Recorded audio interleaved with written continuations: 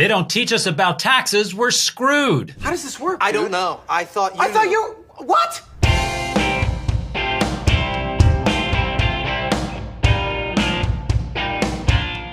Hi everyone, I'm Marc Lichtenfeld, Chief Income Strategist with the Oxford Club. Welcome to State of the Market. Out of the mouths of babes. Those words were spoken by my 12-year-old nephew. He was remarking how he doesn't know anything about taxes or even how to pay them. Now, the kid has no income yet, so I'm not sure why he's worried about the mechanics of paying taxes. To be young again when paying taxes was your only concern. This is the worst day of my life. The worst day of your life so far. But the kid has a point. They don't teach students about taxes or pretty much any other useful financial information. Now, that doesn't mean that your kid or grandkid has to be left behind. Kevin! Not when you're a faithful viewer of State of the Market videos, it doesn't. No, this isn't going to be your typical paying taxes for kids video. Lord knows there's enough of those on the internet. But I do have a few ideas for how to teach your kids, grandkids, or any other youngster who's important to you some valuable lessons about money. So first up, allowances.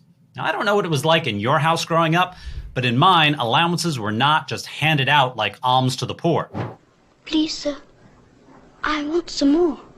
Allowances were earned. It was nothing too crazy, some simple pitching in around the house. But if I didn't do it, I didn't get paid. Kind of like real life. Nothing for you! Teach your kids that receiving money comes with conditions, usually some semblance of work.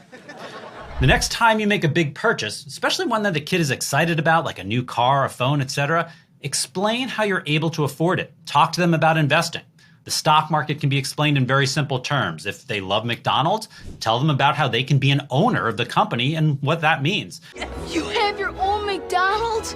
Then if they're interested, help them get started investing, but let them pick the stocks. They'll care more about it if they choose the stock, especially if it's a company they know, rather than if you put them in a utility or a big pharmaceutical company or industrials company. Now, one of the best tools I've ever come across for showing kids what their financial life might look like is a game called Cash Flow by Robert Kiyosaki of Rich Dad, Poor Dad fame. Now, you do need a kid with an attention span, the kind that likes to play Monopoly.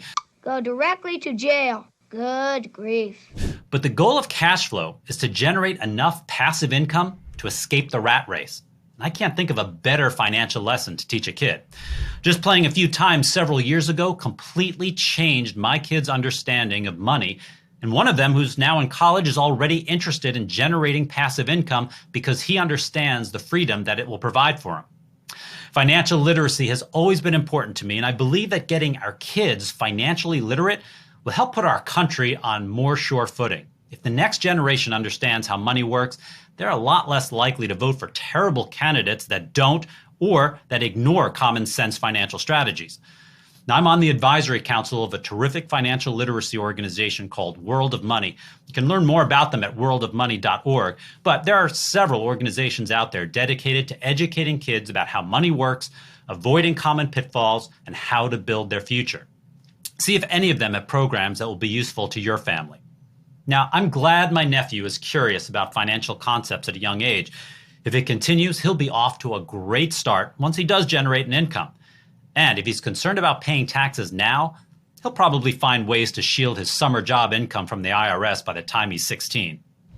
For more wealth and income building ideas, check out my free e-letter, Wealthy Retirement, by clicking on the link in the description.